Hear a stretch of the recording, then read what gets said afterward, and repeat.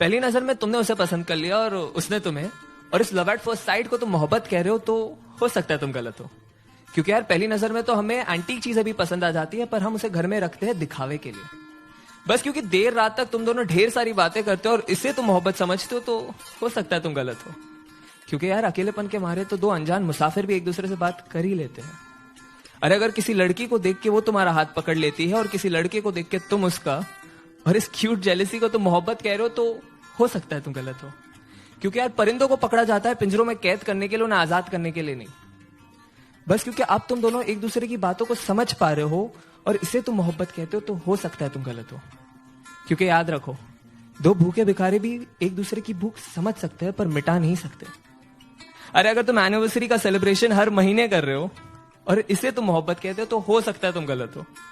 क्योंकि दास्तान इश्क को बयां करने के लिए साल का कोई नंबर नहीं चाहिए होता। अरे बस क्योंकि तुम उसके इंस्टा स्टोरीज का और वो तुम्हारे स्नैप स्टोरीज का हिस्सा बन चुकी है और इसे तुम मोहब्बत कह रहे हो, तो हो सकता है तुम गलत हो।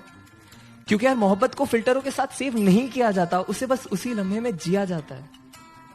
हाँ लेकिन अगर जिस्मों में उलझने से पहले तुम उसकी जुल्फों में उलझना चाहते हो, अगर वो बेखौफ अपना बचपना तुम्हारे सामने जाया कर देती है, अगर उसके कपड़ों के बेपर्दा होने से पहले तुम अपने सारे राज उसके सामने खोल दिए और उसने भी अपने सारे डर का जिक्र तुम्हारे सामने कर दिया है, अगर उसका हर आंसू तुम्हारे ही कमीज पे बहता हो और तुम्हारे मुस्कान की वजह उसकी नादानियां ही हो, तो शायद नहीं यार यही प्यार है। और अगर ये प्यार तुम्हें मिल गया तो इसे पकड़ लो, जकड़ लो, गले लगा लो और जहां मौका मिले बस इसे कहते रहो कि तुम इससे कितना प्यार करते हो। क्योंकि ऐसी मोहब्बत से मुलाकात होने में जिंदगी का एक काफी लंबा अरसा बीत जाता है।